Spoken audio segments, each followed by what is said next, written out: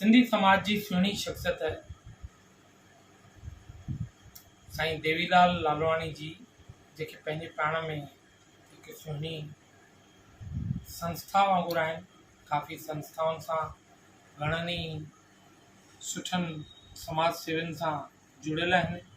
असांजे बि जीवन तरंग चैनल में हर रोज़ हुननि जो हिकिड़ो सुहिणो पैगाम, सुहिणो मैसेज सिंधियत में, बिल्कुलु वरी चवंदुमि प्योर देवनागरी सिंधीअ में साईं जन जो हिकिड़ो सुहिणो स्लोगन ऐं समाज जे हित जे लाइ ऐं सुहिणो मैसेज हिकिड़ो सुठो मोकिलींदा आहिनि, जेका बि सुहिणी हूंदी आहे। गॾोगॾु साईं देवीलाल लालवाणी जिन कोरोना काल में न सिर्फ़ु ज़मीनी लेवल ते बल्कि पंहिंजी उमिरि अनुसार व्हाट्सअप, सोशल मीडिया घर वेठे, छो जो असीं माता रुक्मणी देवी सामाजिक संस्था, संत आयाराम दरबार साहिब ऐं जीवन तरंग परिवार पारां जेके ही अलॻि अलॻि शहरनि में सिंधी सूरमा कोरोना योद्धा जा अवार्ड ॾेई रहिया आहियूं, हुन में असांजो मक़सदु इहो ई आहे त जेके सुहिणियूं शख़्सियतूं आहिनि उन्हनि खे असीं सन्मान ॾियूं। ज़रूरी न आहे त उहे फील्ड वर्क में कमु कयूं वञनि, किन फिज़िकली, किन फाइनेंशियली, किन घर वेठे ॿियनि कार्यनि में अलॻि अलॻि तरीक़नि सां उन्हनि माण्हुनि खे सेवा कार्य करण ते पहुचाइण जी सेवा कई।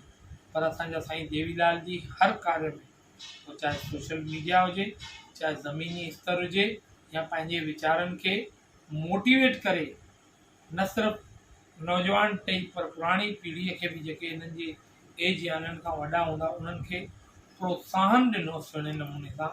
अचो त अॼु अहिड़ी सुहिणी शख़्सियत सां असां गॾु आहियूं। मां चाहींदुमि साईं तव्हांजो सन्मान माता रुक्मणी देवी सामाजिक संस्था, संत आयाराम जीवन तरंग परिवार तरफ़ां बाबा साईं श्यामलाल रोहिड़ा जी ऐं हिन दास जे निमित सुठे नमूने सां थियो। तव्हां ॿ सुहिणा शब्द असांजे जीवन तरंग परिवार जे लाइ जेको तव्हांजे मन में हुजे माता रुक्मणी देवी ट्रस्ट लाइ, उहो असां ज़रूरु चऊं। मां थोरात आहियां। रुक्मणी देवी समाज संस्था जीवन तरंग ऐं बाबा आयाराम दरबार जे पारां जेको मूंखे सम्मान मिलियो आहे, हालांकि मां पाण खे हिन योग्य न सम्झंदो आहियां, पर सम्मान त सम्मान हूंदो आहे। जेको तव्हां मूंखे सम्मान ॾिनो आहे, मां हिनखे कॾहिं विसरंदुमि कान। बल्कि अहिड़ी ॻाल्हियूं जेके न, अहिड़ा सम्मान जेके न असांजे मन में हिकिड़ो भावना पैदा कंदा आहिनि ॿियो बि कमु करण वास्ते।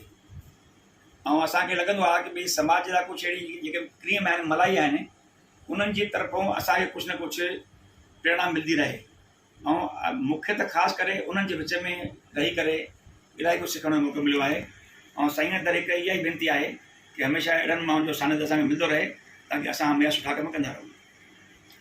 इहो ई लक्ष्य आहे जीवन तरंग परिवार जो, त अहिड़ियूं सुहिणियूं सूरतूं, सुहिणियूं मूर्तियूं मोटिवेट करण जे लाइ, ऐं हिकिड़ो ई त असांजी आईंदह जी पीढ़ी जीअं हिन टईअ खे ॾिसी करे, हिननि जे सेवा कार्यनि खे ॾिसी करे, हिननि जे सुहिणनि कार्यनि खे पंहिंजे समाज, पंहिंजे सिंधियत लाइ ॾिसी करे अॻियां अचनि, उहे बि गॾु जुड़नि।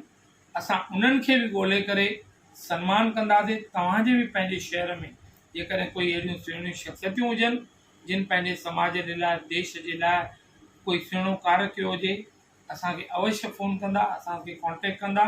असां अची तव्हांजे शहर में पहुची तव्हांखे सन्मान करे वेंदासीं। जय झूलेलाल। जय जय माता रुक्मणी देवी जी। जय जय बाबा आयाराम साहिब की। आयो लाल कयो झूलेलाल।